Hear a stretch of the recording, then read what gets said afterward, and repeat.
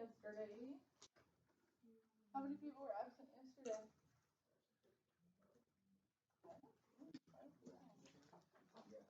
Okay, I'm gonna start with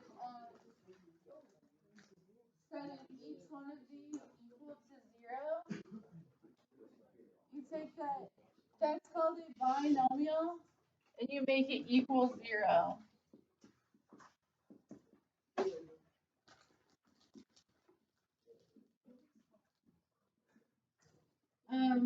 So then you solve them. That's step 1. Solve it. I'm doing all 4 at the same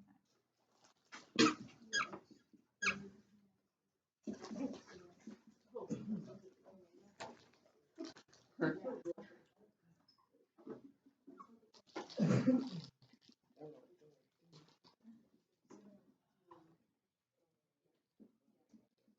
Okay, you take that number and you put it outside of an upside down long division box.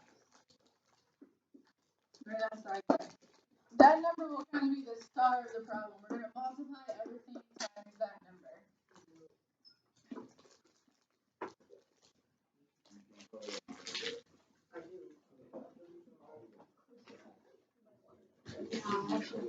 Now, in the top row of the box, we put the numbers in the dividend. So the thing about synthetic division is you don't use any x's. You take the x's out, and that's kind of what makes it go more quickly. But you use the number in front of x's. So the number in front of x to the 4th is 1. And the number in front of x to the 3rd is -2. And this number in front of x squared is -1. And the number in front of x is 2. And then there's no constant, so I'm going to put a 0 at the end to represent that unit, or that term. So those numbers, 1, -2, -1, and 2, they fill up the top line of the box. And since we're dividing by that station, all 4 problems have the same top line.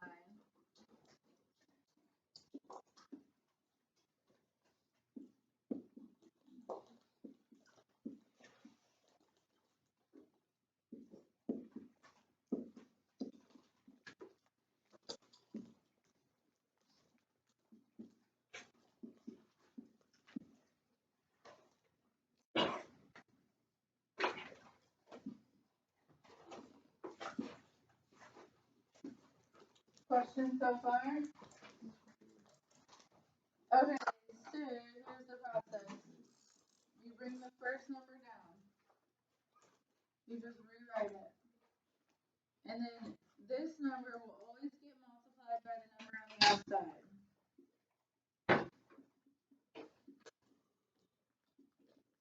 Whatever number's down here multiplies by the number on the outside. 1 times -1, -1. And then you add. -2 plus the -1 is a -3. Multiply. -3 times -1 is 3. Add. Multiply. 2 times -1 is -2. Add. Multiply. 0 times -1 is 0. Add. The last one's your remainder.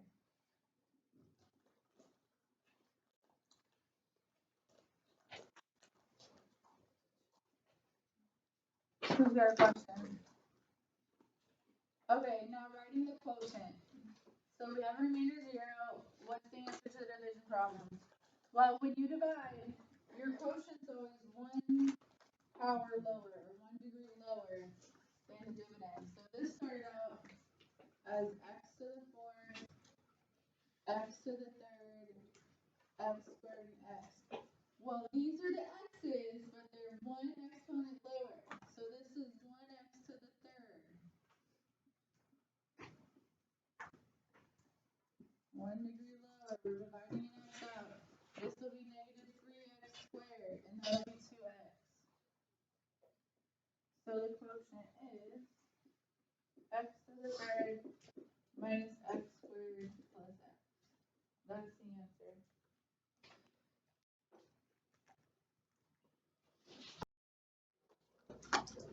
Question? I can't see the board. Oh, no, you can't see? Okay.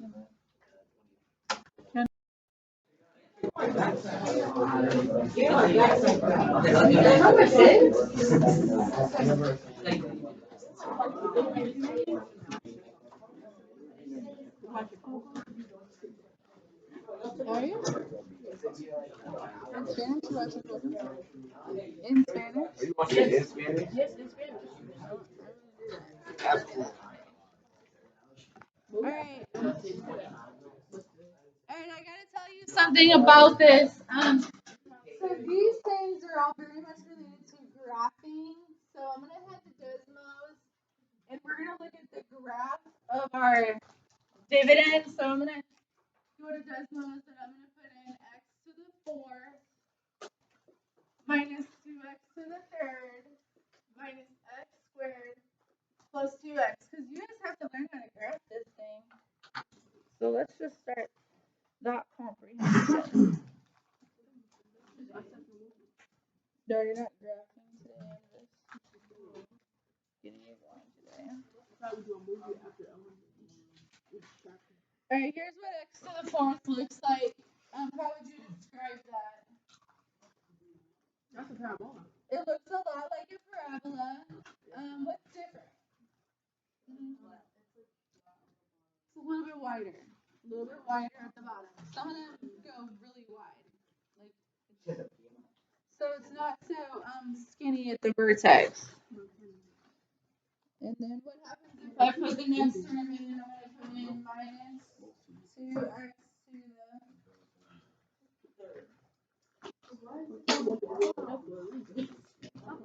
Alright, that makes a little dip. That's no longer symmetrical. Now we got a minus x squared. A little better. So what's the last step?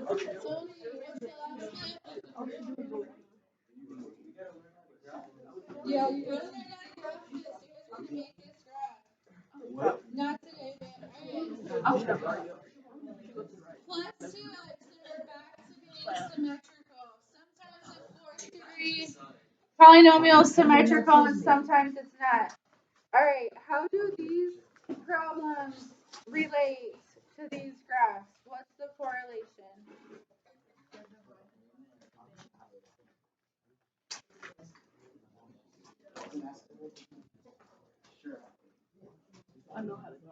What is it, guys?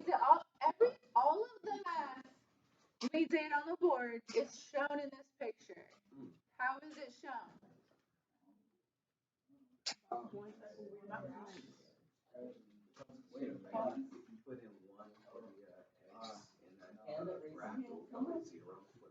Okay, they are actual ordered pairs. So Colin's pointing out 1 and 0. When we put 1 into synthetic division, we got a 0 out. This is an ordered pair on our graph, x comma y. Let's just check it.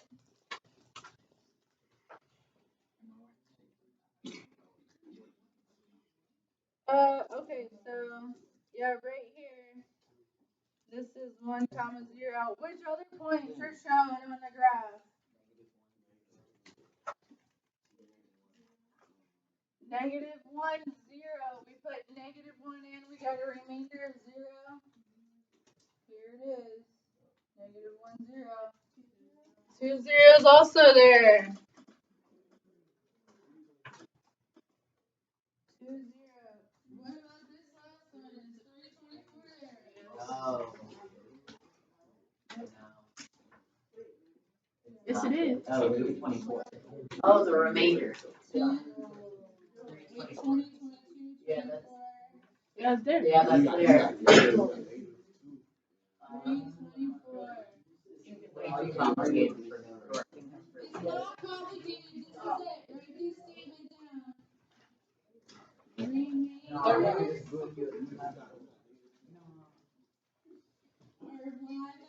values on the graph.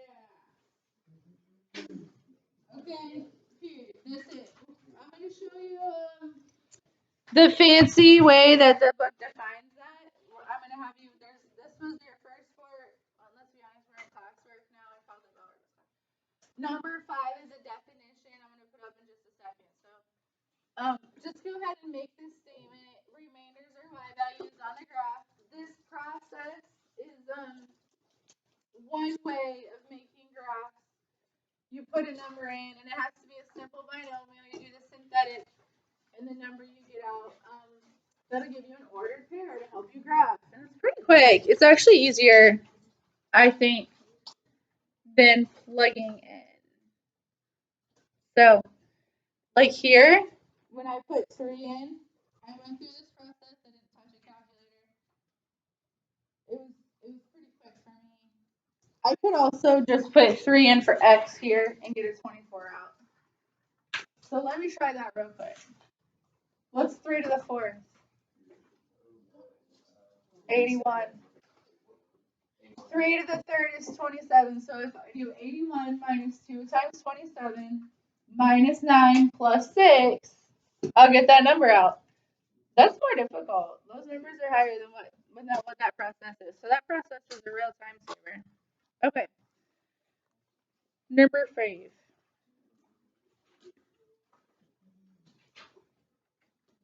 Here it is. It's the remainder theorem. Define remainder theorem. It'll be on your test. It's on page 335 of your book. You have to match the term to the fancy book definition. Now, the easy definition is that remainders are y values. I already had you write that down. But you need to open your book because mine's blurry. It was clear 30 minutes ago, but now it's blurry.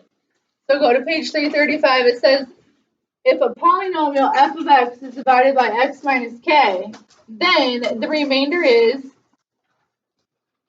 something equals f of k. R equals the remainder is y. That's what it really means. The remainder is y. And this is how mathematicians define that officially. But we all know what they're really saying is that remainders are y values. If you're going to ACE Math, and I know some of you are nervous about that, but this is happening. So you know the way this is written up here is a lot how the ACE Math textbook describes things using that function notation. So take a moment, just look through it. The more you see it, the more comfortable you get. So look at all that function notation, how they're showing operations. The fancy lingo. And then we'll move on.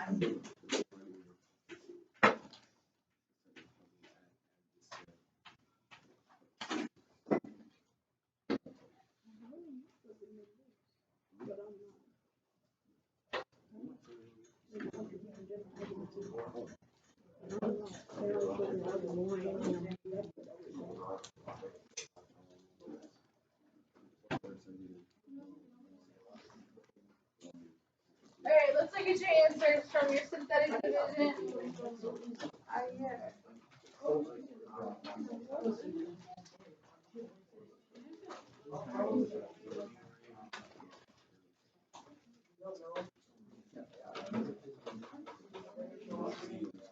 Here's 9 and 10. Actually, I think I can show 9, 12, 9, 10, 12, and 4. No. 12 is hard to show. 9 and 10.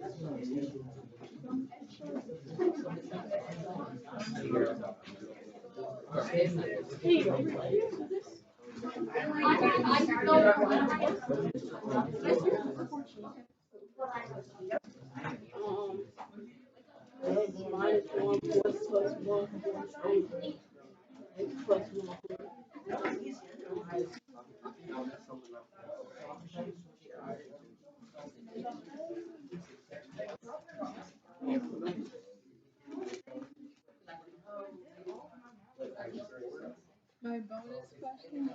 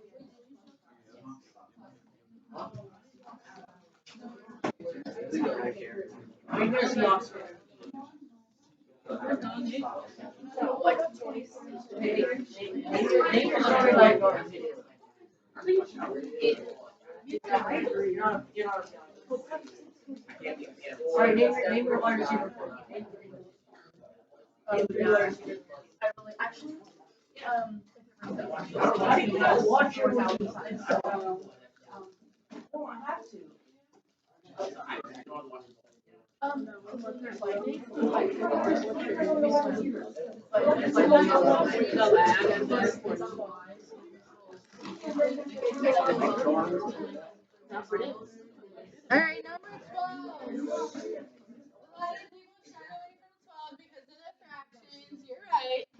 The fractions are a little complicated. Oh, 1 equals 4. I thought, well, you just counted 10.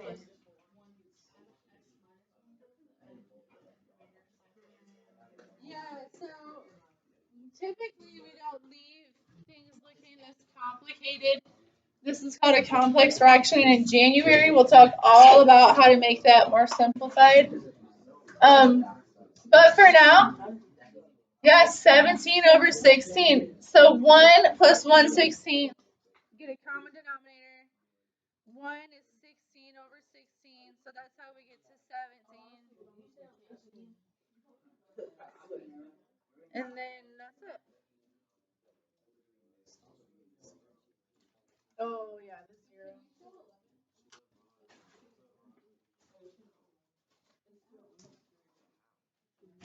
Yeah, 2x plus 3 up there in the top right.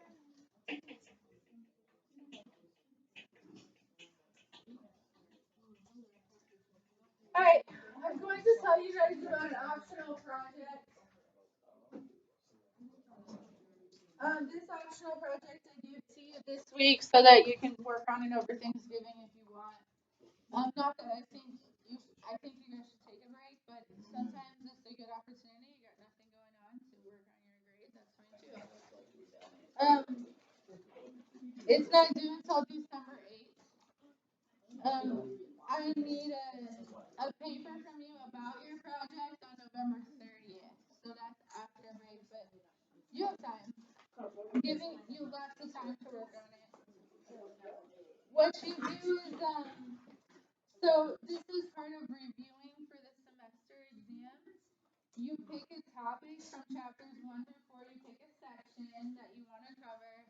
You go to that section. You pick a problem to explain, and you bring that problem to life in a video.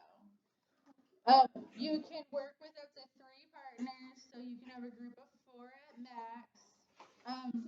Or don't. You can make a video at home by yourself, or like I saw a great video last year. It was a girl in the car with her mom, and the mom was the Uber driver, and they just talked about the math for that, and it was perfect, and she didn't have to worry about getting with other people. But then I'm going to show you an example of a video that a group of 4 kids they just in the park next door, and they got it done after school, and that was easy for them. So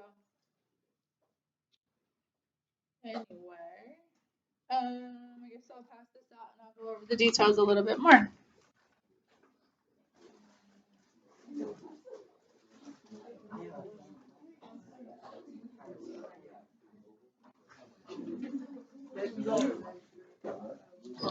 So this is worth 100 points. So what happens is sometimes you get to algebra 2 and you feel like your test grades don't reflect that you've understood anything. So this is called an alternative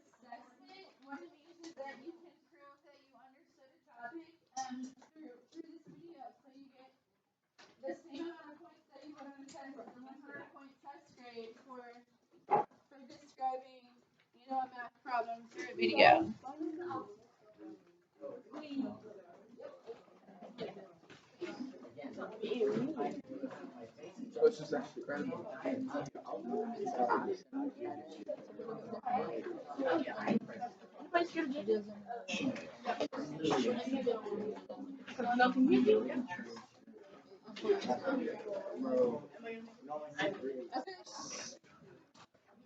Y'all be quiet so I can tell you the details. So, you can go to that section. You can use an example right from your book. So, all you have to do is change the numbers a little bit.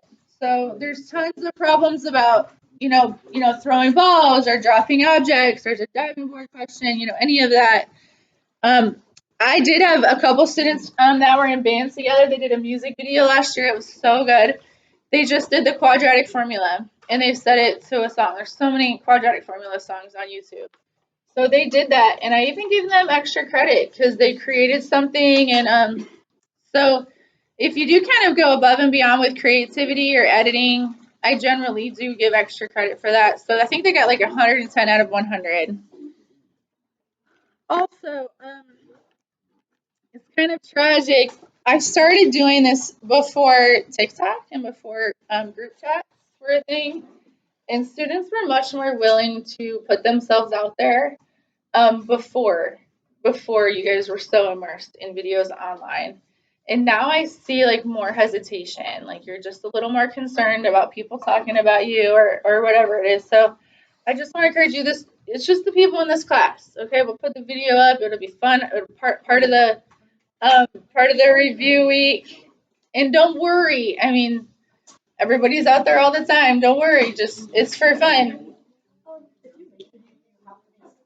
If you allow me to show it to other classes, extra credit, 105 out of 100 immediately. If you show it to other classes, so no, like in a group of 4, one of the videos I'm going to show, you don't see one of the people at all. They did all of the shooting and editing.